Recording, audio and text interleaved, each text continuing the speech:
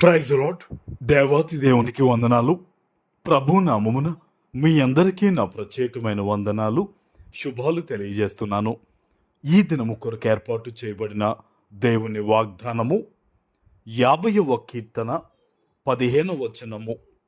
ఆపత్కాలమున నీవు నన్ను గూర్చి మొరపెట్టుము, నేను నిన్ను విడిపించదను, నీవు నన్ను మహిమపరచదవు. దేవుని నామానికి మహిమ కలుగునుగాక.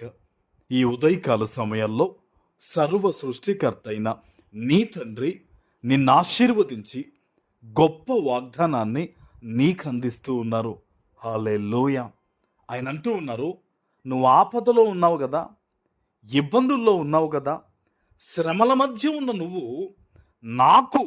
నువ్వు మొరపెట్టు, నేను నిన్ను విడిపిస్తానని సర్వోన్నతుడైన నీ తండ్రి ఈరోజు నీకు వాగ్దానం ఇస్తూ నీతో మాట్లాడుతూ ఉన్నారు. ఆమేన్. నేను ఎవరికి చెప్పుకోవాలి నా బాధ?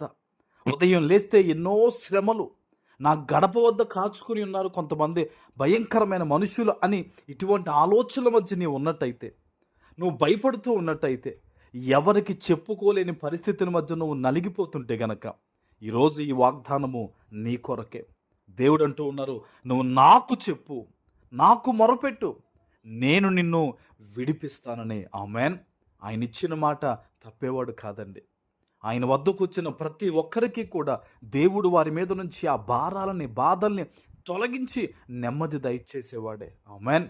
ఈరోజు ఎంత మాత్రము కూడా నువ్వు భయపడొద్దు. మోకరించి దేవుని సన్నిధిలో ప్రార్థన చేయి. తండ్రి, నాకు ఈ పరిస్థితి ఉంది, నాకు ఈ ఇబ్బంది ఉంది, నాకు ఈ కష్టం ఉంది.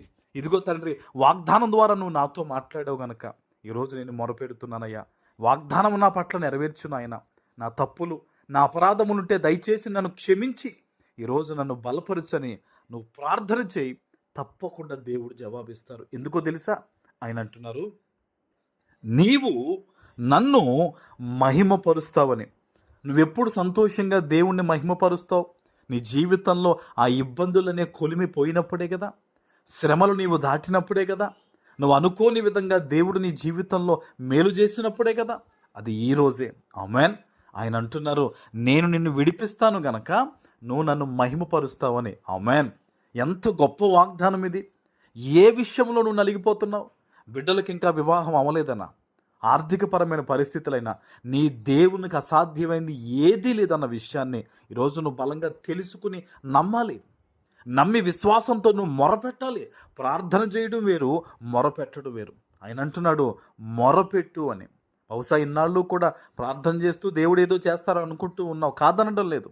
కానీ దేవుడు చెప్తున్నారు, మొరపెట్టు అని. ఒక అంశం గురించి భారము కలిగి నువ్వు ఇంకా ప్రార్థన ఎక్కువ చేయి, మొరపెట్టు, దేవుని సన్నిధిలో కన్నీరు విడువు. ఈరోజు దేవుడు చెప్తూ ఉన్నారు, నేను నిన్ను విడిపిస్తానని. దాని అర్థం ఏంటి? నీకు ఏది కావాలో అది ఇస్తాను అని. నిన్ను ఏది ఇబ్బంది పెడుతుందో దాన్ని తొలగిస్తానని దేవుడు మాట ఇస్తూ ఉన్నారు. ఆయన కేవలం మాట ఇవ్వడమే కాదు, ఆయన చెప్తున్నారు, నువ్వు నన్ను మహిమపరుస్తావు, నా నామాన్ని ఘనపరుస్తావు, నువ్వు సాక్ష్యం చెప్తావని దేవుడు ఈరోజు ఈ వాగ్దానం ద్వారా నీతో మాట్లాడుతున్నాడు. ప్రియ దేవుని బిడ్డ, నువ్వు ఎక్కడి నుంచి ఈరోజు ఈ వాగ్దానం వింటున్నావో ప్రభు నీతో మాట్లాడారు గనక దేవుని సన్నిధిలో ప్రార్థించు. వాగ్దాన ఫలాన్ని నువ్వు ఈరోజు పొందుకుంటావు. ఆమేన్. ప్రార్థన చేసుకుందాం. పరిశుద్ధుడ, ప్రేమ కలిగిన తండ్రి, మీకు వందనాలు. ఈ ఉదయకాల సమయంలో మీరు ఇచ్చిన గొప్ప వాగ్దానము ప్రతి బిడ్డ జీవితంలో నెరవేర్చి స్థిరపరచమని యేసు నామమున ప్రార్థిస్తున్నాను తండ్రి. ఆమేన్.